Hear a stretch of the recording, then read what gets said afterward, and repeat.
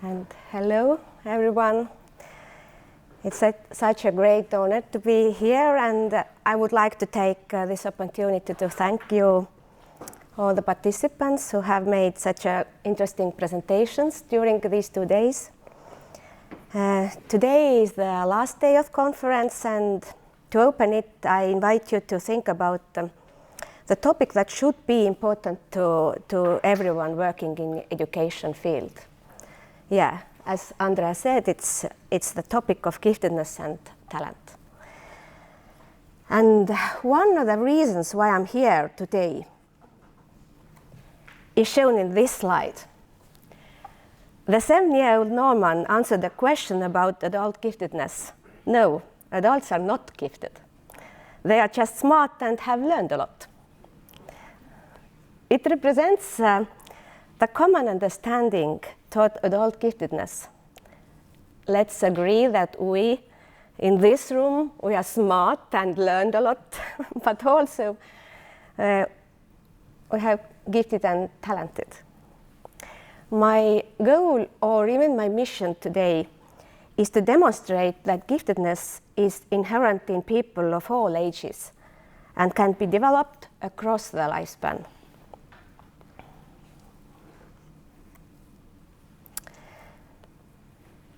The oak tree in this picture is very important in Estonians. The tree is a symbol of Estonian culture, and it's called the Viiralt's oak, after the artwork of world-famous artist Edward Viiralt. But the tree is also the international symbol of worldwide talent networks. On the other hand, it's a symbol of the strength, individuality, and sustainability of society. However, it is also a metaphor of life and family. I begin my talk today. Let me invite you into my childhood for a moment. I'm a second child of my family. I have a brother, 10 years older than me, and he was, and still is, a great role model for me. In school, he was very good at math, and he studied in the in special class for gifted and talented children aimed at learning natural sciences. Nowadays, he's working as a technical manager in a big international bank company. My parents also had a similar background to my brother. They both graduated from technical university, and they both worked in the technical fields. Looking at my brother's life, it can say that it is led by the roots, just like the title of my presentation say. And for me, it was also expected that I studied in the class of natural sciences. I graduated also the technical university as an automatic engineer. Nowadays, I don't remember anything about automatic systems, and I can't write programs for computers anymore because it wasn't my gift. It wasn't my interest, my topic, my destiny to enrich society by creating new technical solutions or technologies. On the other hand, both my parents were interested in music. They loved music. My father played the violin, and my mom sang in a choir, like all Estonians do. They weren't professional musicians, although half of my other family or relatives are. We valued art and music in our family and visited concerts almost every week, sometimes twice or more in a week. Now you are thinking, poor little Halliki, I know. But since then, I love music, especially classical music. But I'm not a musician. I don't have a great musical talent. Even though I had a hereditary potential, and suitable environment in childhood. I dreamed a lot about being a famous musician, like probably all little girls do. And the previous was a short introduction, and now a small task for you. Please ask the person who is sitting next to you some questions. And these questions are in this slide. Please ask your partner what jobs did his or her parents have, what did their family traditions were, what did they do in the leisure time, and so on, so on. Just pick up one or more questions and have a few minutes of talk each other. It's a morning talk.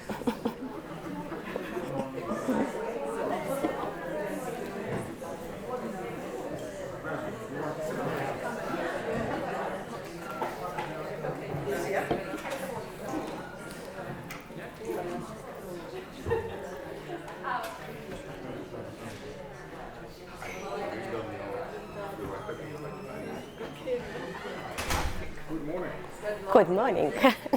Buongiorno. Tere hommikust. It's a small task for you.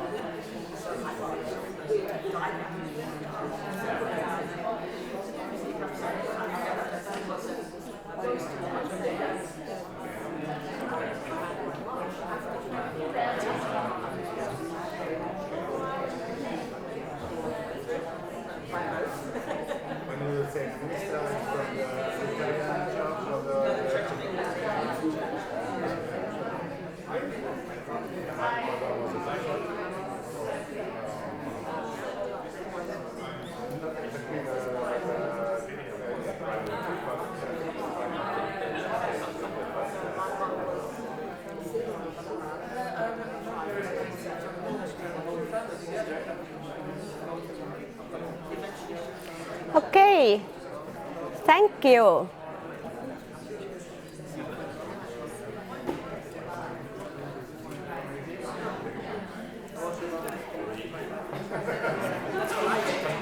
Thank you for this discussion. Giraffe, as Andreas. Okay.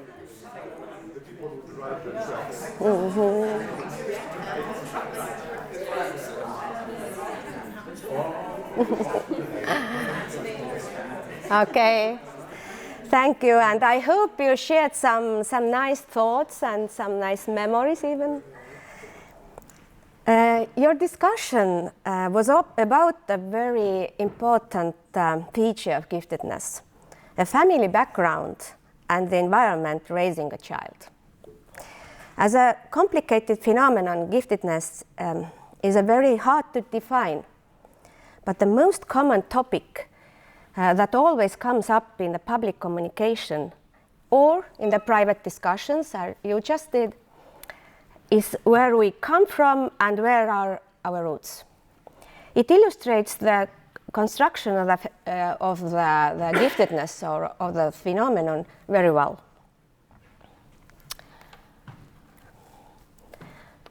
But why it is important to define giftedness and talk about it? Here on this slide are some thoughts from researchers studying giftedness. They say that giftedness is a complex phenomenon that can individually develop only if society understands and values it. Instead of talking about problems of our educational system, we should concentrate on possibilities for supporting the development of giftedness. That's for every level of education.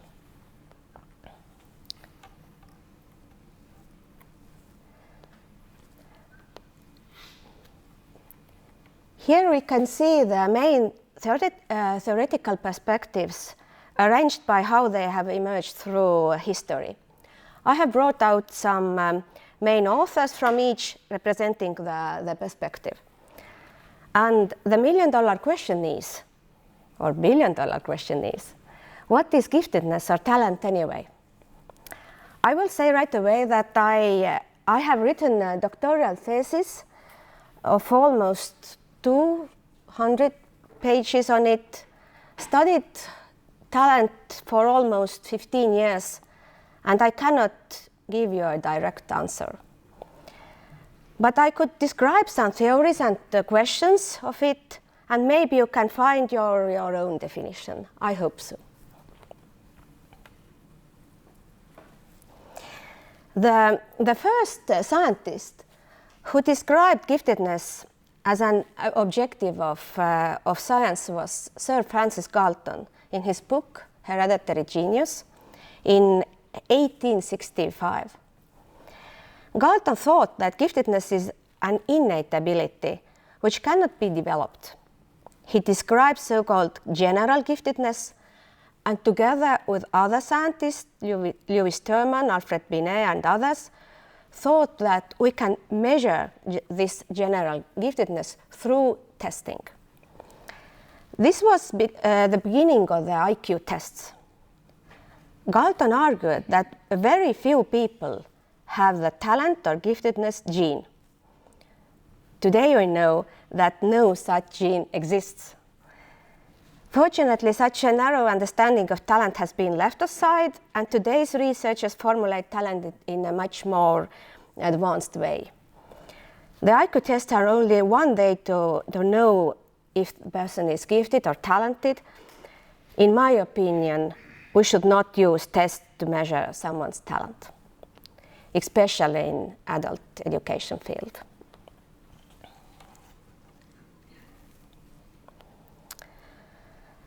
In the second half of 20th century, researchers realized that in addition to concept of general talent, we can also look at giftedness domain specifically. A person can be talented in different ways and in different domains or areas. Until now, the most well-known theory which considering talents in different domains is Howard Gardner's multiply intelligence theory.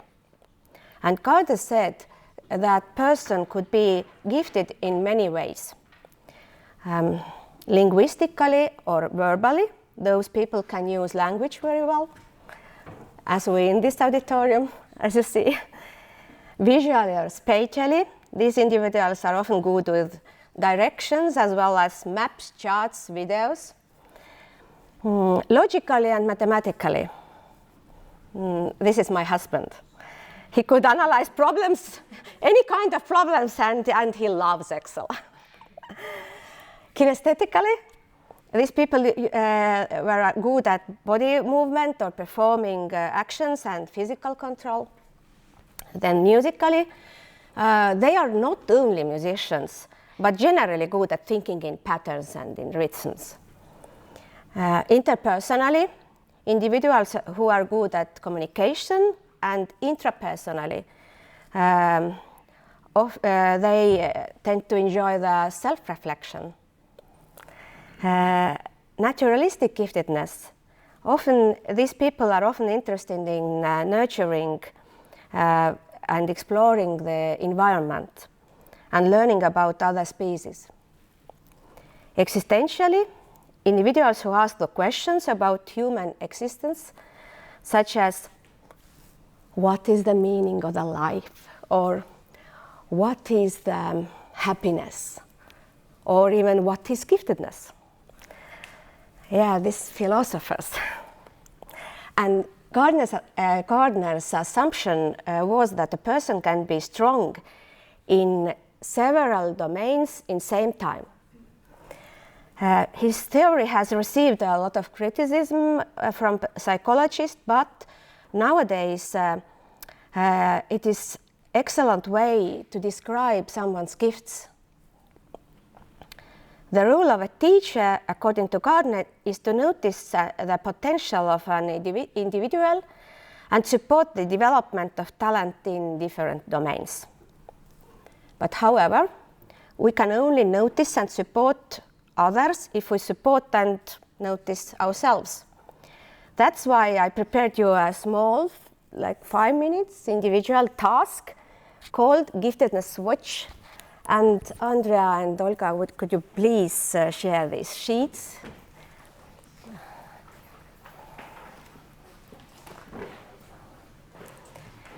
I hope you have a pen with you.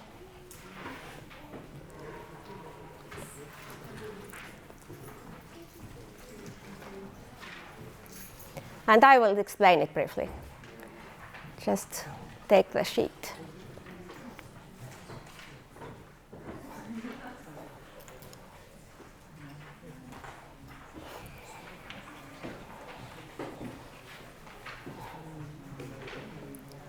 As an adult educator, I have to prepare the task also, always. Okay, the task, everybody got this? Yeah, thank you. The task is also written on the sheets, but please think about your gifts and talents and evaluate these based on the Gardner's model. And please notice that there are 3 empty sectors in this diagram. So you could find your own giftedness domains and add them to your model. And I will give you 5 minutes to think about your talents and gifts personally.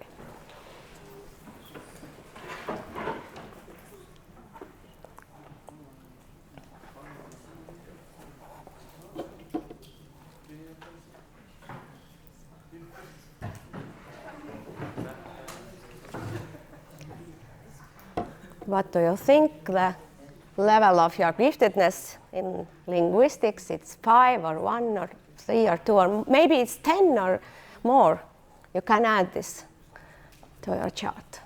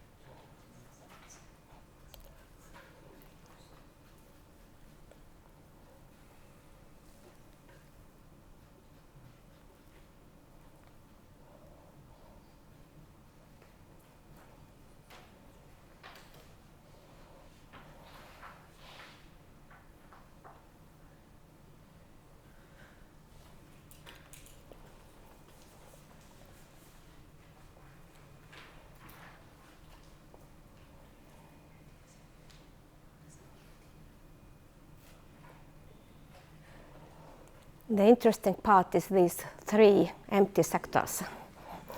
What do you think about this?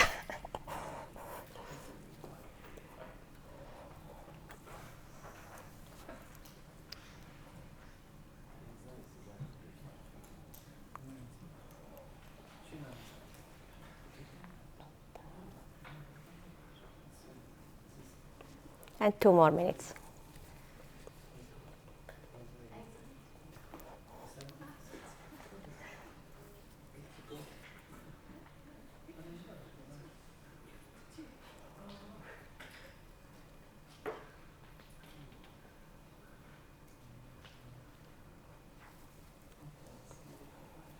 Can I have a question? Yes, of course. There must be, there is difference in between interpersonal giftedness Yes. and that of verbal linguistic. What's the difference? What's the characteristic difference between the two? Maybe this practical thing that, you can communicate in interpersonal giftedness, but in linguistic giftedness, you also thinking about these linguistic systems, and you're thinking in patterns and all this. There's a slight differences, but yeah, maybe they are quite similar, actually. And also there's a strong link in between verbal linguistic and logical. Yeah, but you can think your own decision what this is. Yeah, it was a good question, actually. I will talk about it later. This is hard to decide what is the difference between this. But it's one way to think about it. Okay. Have you ever think about your giftedness such a way? But congratulations, you just created your own talent model. And you can finish it later if you want.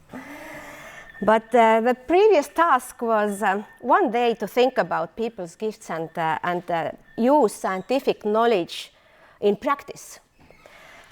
We can do this with other conceptions of giftedness as well. But before we go on, a little task more. Sorry. Larissa said that I can do this. Okay. I would like to test or to how your linguistic giftedness is developing now. Here are some words in Estonian, and would someone who is not Estonian dare to read them? Please, I will help you, but can you read them? Loudly. Yes, please try. Yeah. Juhtima, yes. Yes.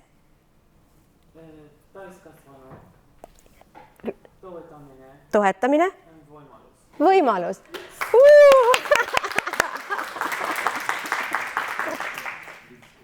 Do you know the meaning of these words? I know the last one. I think it's power, right? Ah. It's similar to power, yeah. But not quite, yeah. But here is also the sentence.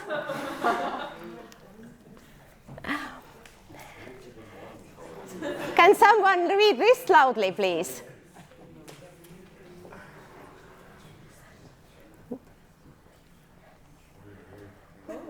Would you like to read this? Yeah. To try? Just to try. And you're not to laugh at my French accent? Let's go. Of course not. I'm Estonian accent. And what's Your test, juhitud, and the rest. Oh yeah. yeah. Täiskasvanu andekuse toetamise võimalused. Great! Okay. What does it mean? No. Does anybody know what is it meaning?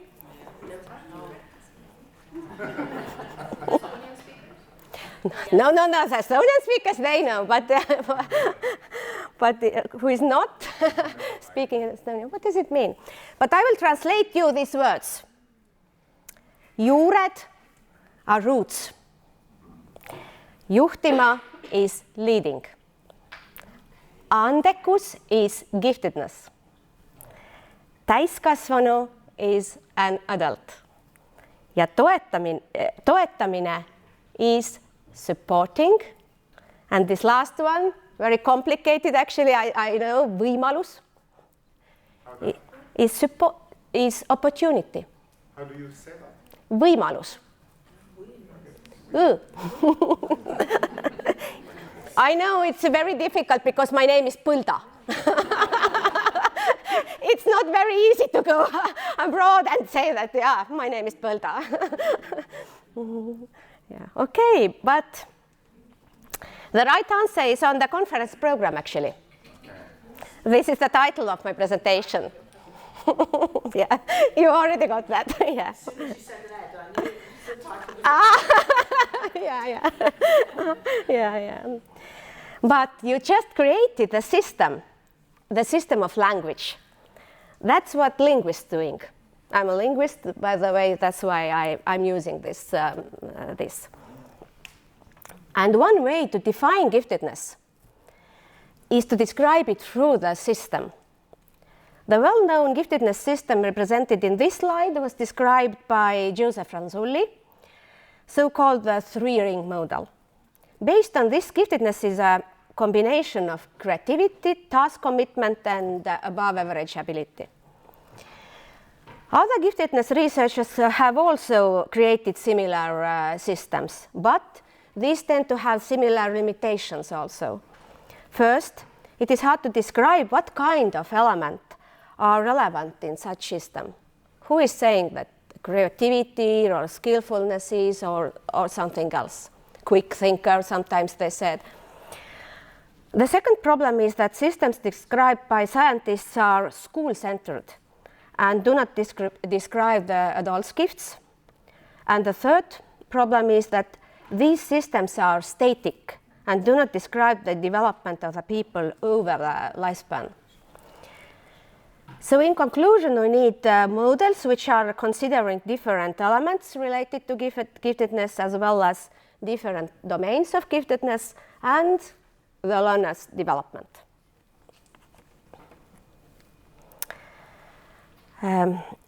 In this slide, you can see the developmental view of giftedness. It's Gagné's model, which highlights giftedness as potential and talent as the final product of development. Therefore, the terms giftedness and talent are not synonyms in contemporary theories of giftedness. As Gagné proposed in his model, giftedness is an innate ability that can be developed by considering our personal characteristics and then a supportive environment, including a chance. Think about the stories you have shared with your partner in the beginning. Did you mention any personal characteristics or social and environment that helped you to nurture your gifts? Perhaps you had a role model who influenced your development, or something unusual happened in your childhood. For example, you moved to another country or city, met somebody very special, or vice versa. You lost someone who cared about you. In the case of talent development, the question is not so much what are our personal general characteristics, but how the environment supports the development of giftedness.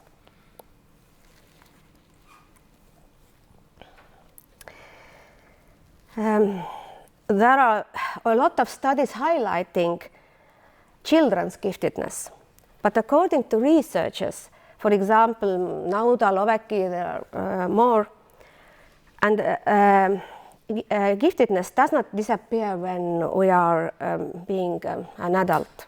Across the lifespan, there are two different options how to an individual's talent can develop, and these are seen here on this slide: lifelong and life widely.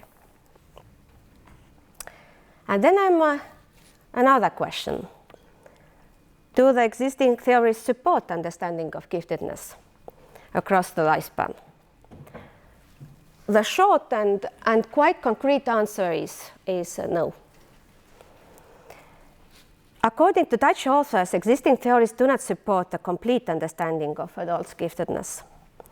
The reason for the lack of discussion of lifespan approach is the existing models do not take into account the social roles of adults and the daily work of lifelong learning.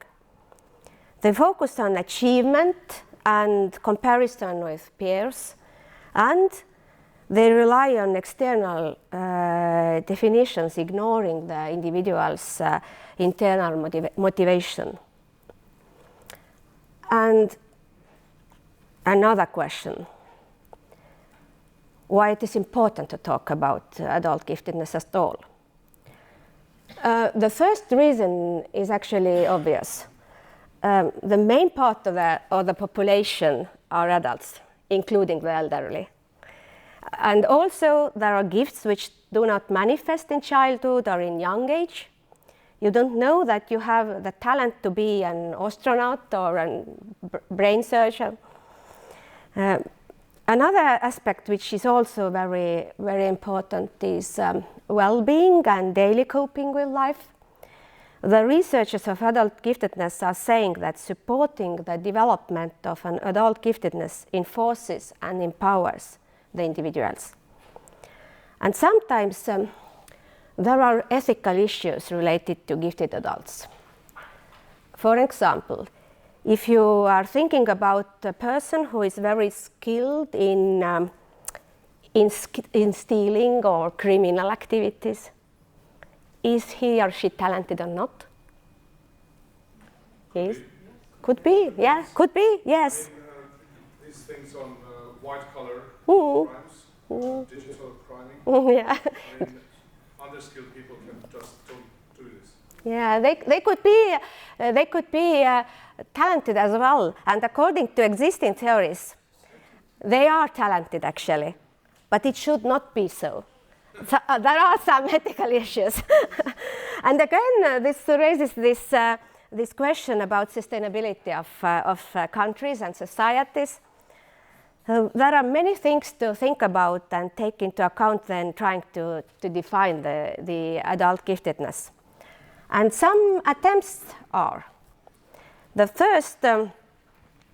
first definition is from Jacobsen, who names positive aspects of adult giftedness as well as the next or dark side of it. The person might struggle with isolation also. So there are two sides. The second definition is on this slide. A lot of positive things. The talented people are innovative, original, fast, outstanding. They open a dialogue with society. You will definitely recognize them. They are these supermans and superheroes, I think so. All positive things.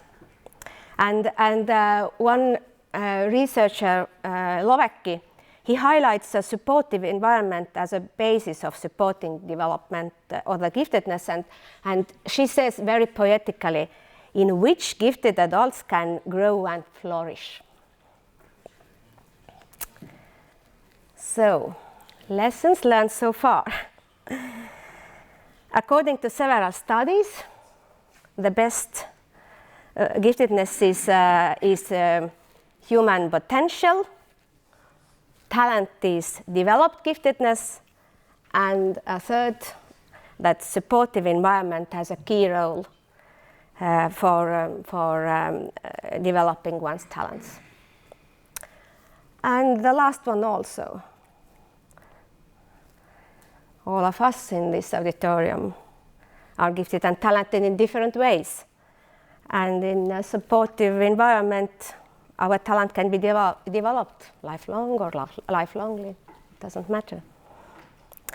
And according to several studies, the best environment for supporting adults' talent development is non-formal education.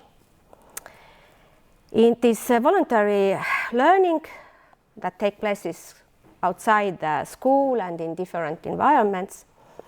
Non-formal education has a conscious aim of self-developing. In a non-formal education, the learner's autonomy is highlighted and the supportive role of instructor is also emphasized. That's why the non-formal environment was the trigger or the starting point of the last research by me and my colleague Kelly Saatman. And I will shortly introduce also this. The aim of our research was to clarify the terms, this term adult giftedness, the term's content, and to describe how the development of adult giftedness are supported, especially in this non-formal education. And we use qualitative data, qualitative research method content analysis, and 17 focus group interviews were with 64 practitioners, and they were from different fields, from adult education, youth work, culture, well-being, economy, and environment. And these interviews take place in 2019, yes. And the non-formal education practitioners described their daily work and how they do their daily work, how they support the learners through this non-formal environment. And we didn't ask especially about how they define giftedness or what do you think about giftedness. They just described their work. But the findings. 6 main categories emerged and seen in this slide.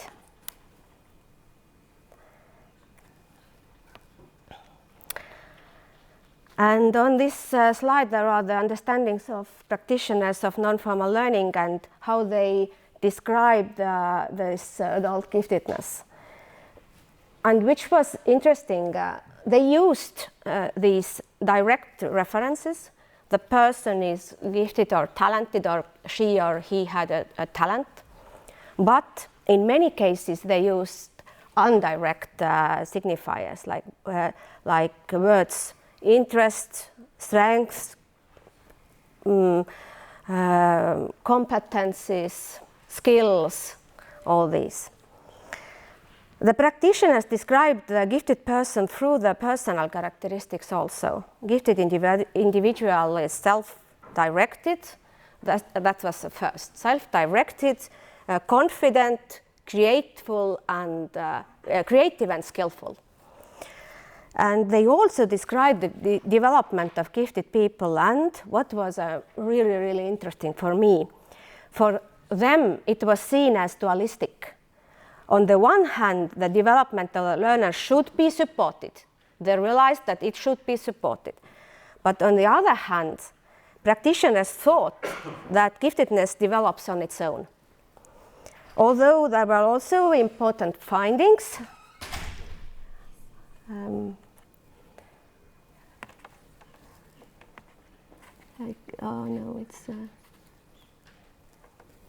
there.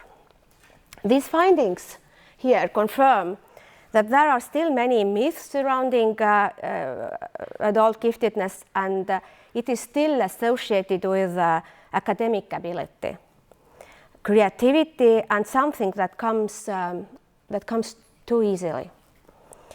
In addition, irony was also used to describe the adult's giftedness. As you see in the last example here, some of the interviewees didn't use the word gifted, but they used the ironic expression very well known in Estonia. I don't know how in other countries. A gifted person is somebody who is beautiful, smart, and skillful. My little Norma didn't say that you should be beautiful, but yeah, skillful and learned a lot. But they used this. And unique features of adult giftedness are seen on this slide. Autonomy and professional competencies are inseparably linked to the adult talent. And our research results show that the responsibility for developing giftedness lies with the adult itself. A personal internal motivation helps to start the process of self-development, and the freedom of choice is considered to be very important. To choose the domain, to choose the learning space, to choose the peers with whom you want to learn, to choose the teacher or the adult educator, all these things. And the study showed that non-formal education is non-judgmental environment, and it offers different options in various fields. It is flexible enough for adult learning and for practicing. And that's why it is very suitable for adults to develop their skills or their talents. And based on the study, here are some advices for adult educators to support talent. The first one is quite well known: to create safe and supportive learning environment. The question is how to do this. Non-formal education is suitable for that. To support the agency of adult learner, to adapt with a changing world, for example, to use ChatGPT. By the way, I didn't use ChatGPT for this, but yeah, you have to teach that. To encourage adult learner to experiment. This is a very, very good advice, actually. To observe and support learners' self-development, and to support different areas or different domains of the talent. As you see in this Gagné's model, there are a lot of domains in which adults can be talented. And the last one I must explain. This word giftedness is not a real word. It's actually more like a joke. It's a play on word, or how to say it, a pun, yes, proposed by Austrian giftedness researcher Judith Glück. And this word means that we should give or transmit our gifts into the several domains, and our talent must be also visible or even beneficial for society. It would be great if adult education would also teach people to give some gifts to other people of the world. That is how the gifted people into gifting people. This difference, slight difference between these. As Ellen Lottman clarified in the beginning of the conference, talent is somebody who does not give up. I totally agree with her. Under that word talent is the word tolerate also. It's a very interesting fact. And I could add that under the word giftedness is not only receiving, but more like giving. It's not only received from God, the gift from God, but also the giving. So that's how we can change this word. And one so-called gifting people in Estonia is brain scientist Jaan Aru. And he has spoken about how he noticed or discovered his gifts in adulthood. And he says that achieving something requires finding your giftedness, but above all, stubbornness in developing it. And now, yes, my time is up. One more thing. I would like to ask from you 3 questions. And you can stand up if you feel that this statement is about you. Clear? Yeah, you can stand up. No, not raise hand. Stand up. Yeah. It's a no, not yet. You don't know. Ah, okay. Nice. But I realized that you are completely think as Jaan Aru think. But the first statement is here. It's almost same. I have developing my giftedness stubbornly. Please stand up if the statement is. Yeah. Okay. Thank you. You can sit down now. Half of auditorium. Nii. The second. I notice and consistently support the giftedness of others. Oh my God. No. Try to, then stand up. Okay, I tried to do that. Okay. And then the third statement, the last one. I know the flowers sing and I hear their song.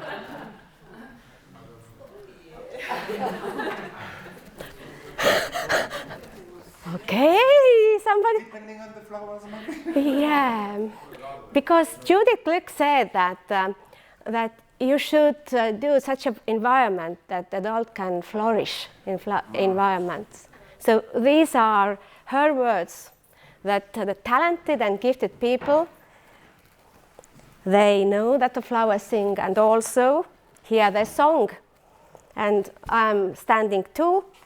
That's why I also could say that I hear the song of the flowers. So thank you for listening. And if you have any questions, I'm glad to answer them. Thank you.